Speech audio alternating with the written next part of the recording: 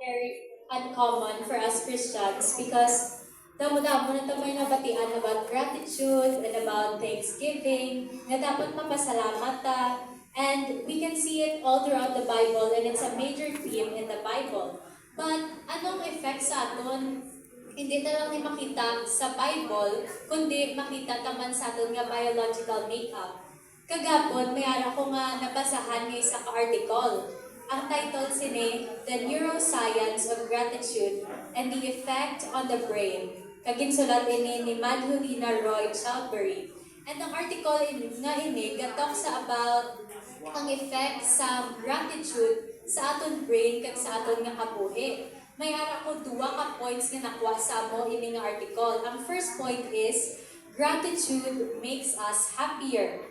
Nakabutang sa article, when we express gratitude and receive the same, our brain releases dopamine and serotonin, the two crucial neurotransmitters responsible for our emotions, and they make us feel good from the inside.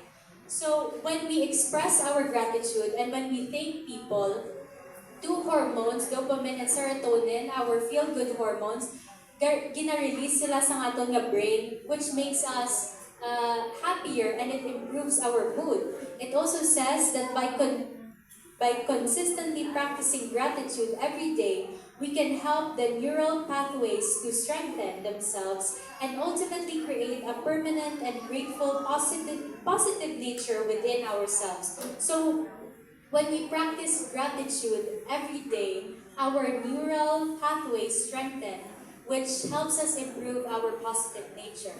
And the second point that I got from this article is that gratitude changes our brain. The Mindfulness Awareness Research Center of UCLA stated that gratitude does change the neural structures in our brain and makes us feel happier and more content.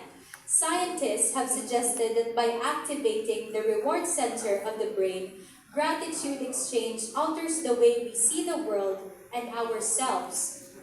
And according to Dr. Alex Korb in his book Upward Spiral, he mentioned that gratitude forces us to focus on the positive sides of life. Because when we appreciate and we give thanks to the things that are happening in our life and appreciate the blessings that we receive, we focus on the things that we have rather than the things we don't have, which makes us feel more content and happier.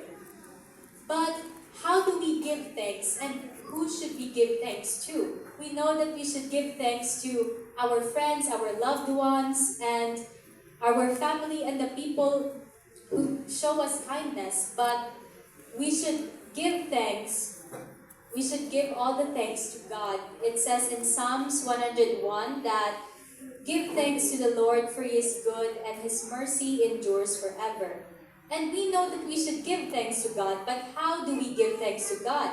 Well, I have here the ABC of thanksgiving. And in First Chronicles, if you have your Bibles with you, please read with me in First Chronicles chapter 29. This chapter talks about David's thanksgiving prayer to God when sa ginpasya ng iyang crown kay Solomon, and he gave thanks to God for all the things that God has done for him.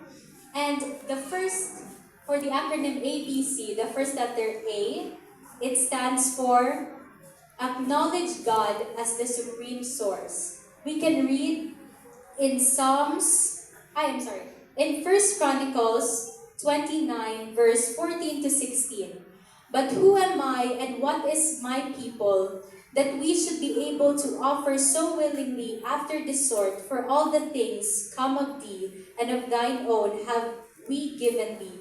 For we are strangers before thee, and sojourners, as were all our fathers. Our days on the earth are as shadows, and there is none abiding. O Lord our God, all this store that we have prepared to build thee an house for thine holy name cometh of thine hand, and is all thine own. David acknowledges that we are not permanent in this world and that all the things that we have are from God. So when we give thanks to God, we should acknowledge who we are, what we were, and what God is in our lives. he says here, "Who am I and what is my people, that we should be able to offer so willingly after this sort? For all things come of thee." So David acknowledges God as the supreme source. Second, B. We can read in in verse 17, chapter 29, First Chronicles, verse 17, "I know also, my God, that thou triest the heart and hast pleasure in uprightness. As for me, in the uprightness of my heart, I will willingly offer all these things. And now I have seen with joy thy people which are present here to offer willingly unto thee." So the second letter B is to bestow all gifts to God. In the first verse of chapter 29, it says, "Furthermore, David the king said unto all the congregation, Solomon my son, whom alone God had chosen, is yet young and tender, and the work is great, for the palace is not for men, but for the Lord God." David understands that the task that was given to him is huge, and it is God's size. So the preparation, the offering, and the gifts should be God's size as well. In verse 3, it shows here, "Moreover, because I have set my affection to the house of my Lord, I have mine own proper good of gold and silver, which I have given to the house of my God, over and above all that I have prepared for the holy house." So when we give thanks to God, we should give our best possessions and our best gifts to Him. So the first part of thanksgiving is acknowledge God as the supreme source. Second, bestow your best gifts to God. And third, letter C, is conform our lives to the will of God. In 1 Chronicles 29, verse 18 to 19, "O Lord God of Abraham, Isaac, and Israel, our fathers, keep this forever in the imagination of the thoughts of the heart of thy people, and prepare their heart unto thee. And give unto Solomon my son a perfect heart to keep thy commandments, thy testimonies, and thy statutes, and to do all these things, and to build the palace for thy which I have made provision."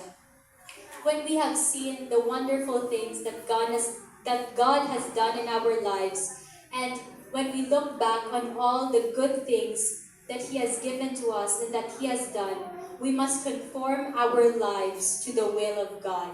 And how do we do this? By obeying Him, by keeping His commandments, and by living out His love in our lives every day. As I close, we know that gratitude, we have seen it in science, that it can make us happier and it can have a significant impact on our lives. And we should practice it by acknowledging God, by bestowing our best gifts to Him, and by conforming our lives to His will. Sa liwat mayong aga, kag happy Sabbath.